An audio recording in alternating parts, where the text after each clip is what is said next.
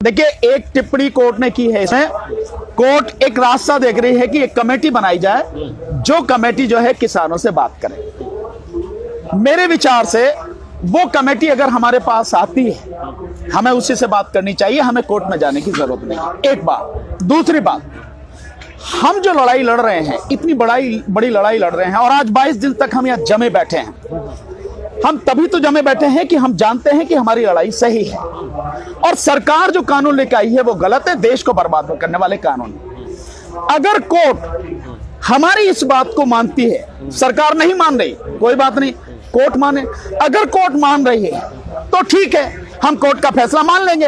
अगर कोर्ट नहीं मानती, कोर्ट को भी समझ में नहीं आती है, कोर्ट भी सरकार के हिसाब से सारे काम करती है, तो हम पे कोई बंदिश थोड़ी कि हम कोर्ट का फैसला माना नहीं मानते। हम तो बहुत सीधी सी बात है, कोर्ट हमारी माई बाप थोड़ी है।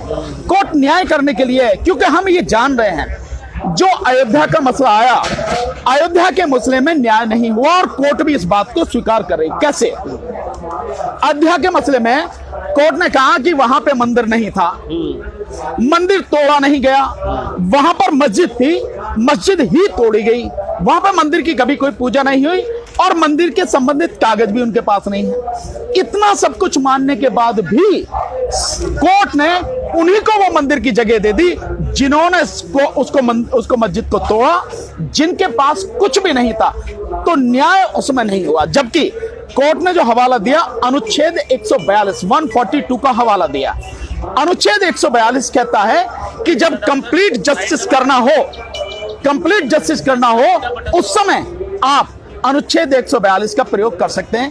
कोर्ट ने उसका प्रयोग किया, लेकिन उसमें लिखा, वर्ड जो लिखे, कंप्लीट जस्टिस, यानी पूर्ण न्याय। अब मुझे आप बताइए कि जब आप मान रहे हैं कि इन्हीं लोगों ने तोड़ी, इनका कोई मतलब ही नहीं है, उन्हीं को आपने दे दिया, तो इसका मतलब ये हुआ कि कल मेरे घर को कोई भी आके तोड़ जाए और कहने लगे ये घर मेरा है, तो आप मुझे कहोगे रहने दे, झगड़ा हो जाएगा, तू रहने दे, इन्हीं को दे दे। ये क्या, ये न्याय है क्या? इसका मतलब ये भी है कि न्याय प्रक्रिया कहीं कमजोर है। इसका मतलब ये भी है कि क्या सुप्रीम कोर्ट उन चंद लोगों से जो इस तरह का आतंक फैला रहे हैं उनसे डर रही है? तो अगर डरेगी तो न्याय कैसे करेगी? और सुप्रीम कोर्ट ही अगर डरने लगेगी तो फिर न्याय कैसे मिलेगा? इन सारी चीजों को समझते हुए जो हमें नजर आ रहा है, हमारा बहुत स्पष्ट है, हमें कोर्ट में जाने की जरूरत नहीं है। कोर्ट जिस कमेटी को नियुक्त करती है, अगर हमारे पास आती है, हमें अपना पक्ष रखना है, जो बिल्कुल हर किसी को मालूम है। कोर्ट उसे एक्सेप्ट करती है, बहुत अच्छी बात है, नहीं करती है तो हम आंदोलन पे हैं। ये बहुत सीधी बात है। देखिए, तो नहीं लग रहा। देखिए, मैं आपको बताता हूं कि जो जत्थेबंदियां जिन्होंने इस आंदोलन को शुरू किया है, मुझे नहीं लगता कि एक भी जत्थेबंदी उनमें से कोर्ट जा रही है और ये कह रही है कि जो कोर्ट कर देगी हम उसको स्वीकार कर लेंगे। जो लोग ये बात कह रहे हैं वो लोग कहीं ना कहीं सरकार के दलाल हैं, सरकार से मिले हुए हैं। बहुत स्पष्ट है इसमें, क्योंकि जब हमें मालूम है, देखिए ऐसे ही नहीं है सारी बातें क्यों हो रही हैं, इसका बहुत बड़ा प्रभाव है। लोग इसकी कानूनी चीजें नहीं समझ पा रहे और इसके जो प्रभाव दूरगामी पड़ेंगे उसको समझ नहीं पा रहे। और मैं यही आपके माध्यम से कहना चाहूंगा, जो कोर्ट है, क्योंकि उस पर बहुत लोगों का भरोसा है, उसे अपना भरोसा, लोगों का भरोसा उसे कायम रखना है, तो वो न्याय करे जी। और न्याय करने के लिए केवल एक ही चीज को, ज्यादा नहीं, केवल दो चीजों को अगर समझ ले।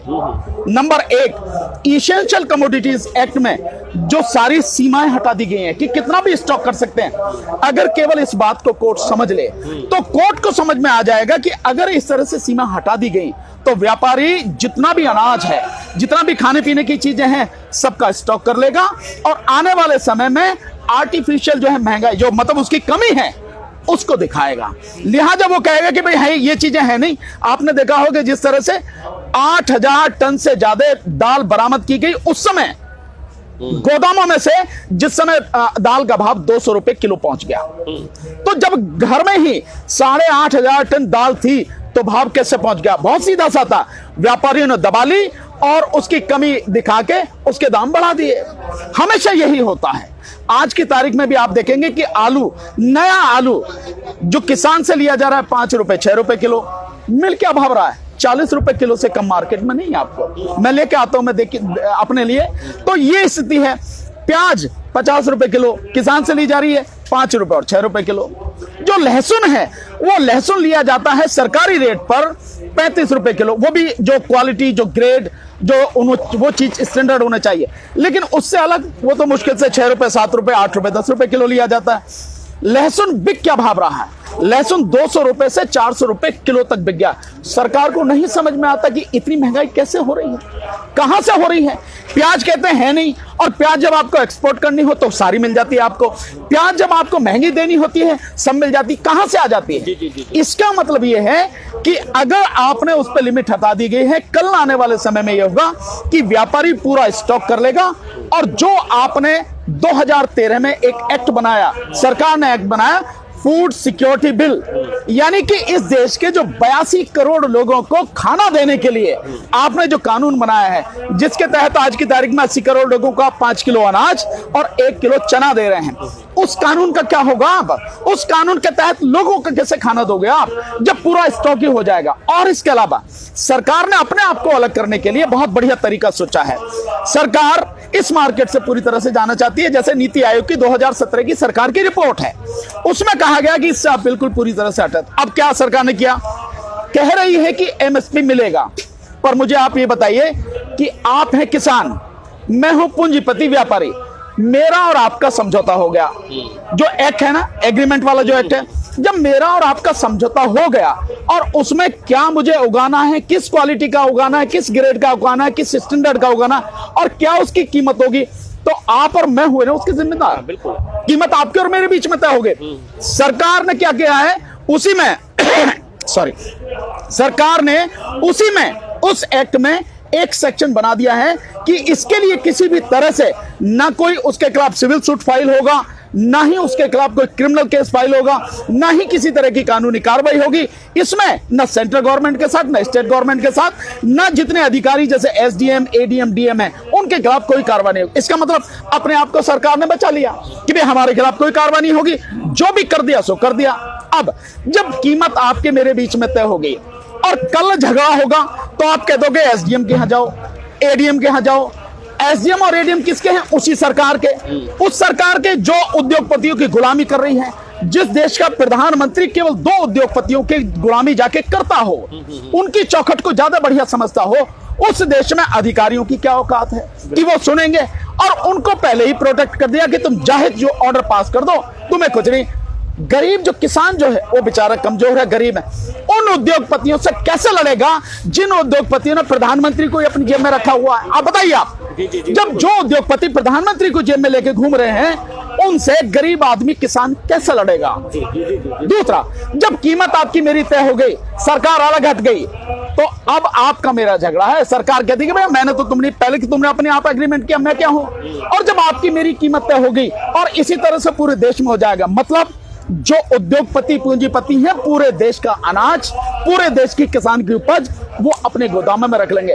फिर अब ये बताइए कि जो एफपीएस फेयर प्राइस शॉप हैं, राशन की दुकानें हैं, राशन की दुकानें पीडीएस सिस्टम जो है, उनके लिए जो 5 लाख दुकानें हैं इस देश में, उनके लिए अनाज कहां से लेके आओगे आप? जो 80-82 करोड़ लोग हैं उनके लिए कहां से आप खाना दोगे आप? इसका मतलब यह हुआ कि किसानों को तो मार ही दिया आपने, उन 80 करोड़ मजदूरों को, गरीबों को भी आपने पूरी तरह से तबाह कर दिया। ये स्थिति है, इसको समझने की जरूरत है। और जब प्राइस आपका मेरा तय होगा, एमएसपी का मतलब क्या है? एमएसपी क्या? एमएसपी अगर कानून भी बना दोगे आप तो एमएसपी का मतलब क्या रह जाएगा? क्योंकि जो कीमत है वो तो आपकी और मेरी तय हो गई, उसी पे झगड़े होने जो भी कुछ।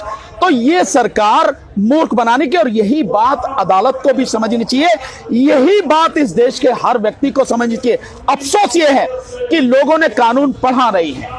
सिंघू बॉर्डर पे और आपने हमारे टिकरी बॉर्डर पे जहां भी हमारे किसान साथी हैं, सबको बहुत सजग रहना है, बहुत होशियार रहना है।